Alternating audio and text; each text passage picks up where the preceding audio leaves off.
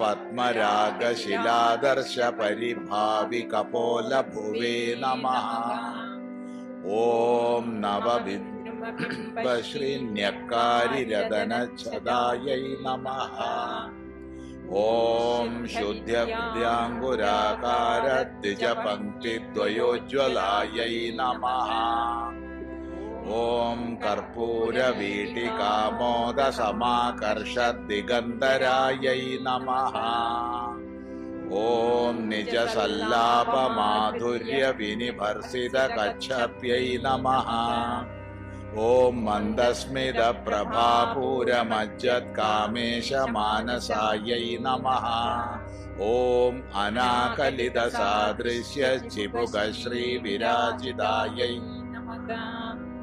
ഓം കാമേശബദ്ധമാംഗല്യസൂത്രശോഭിത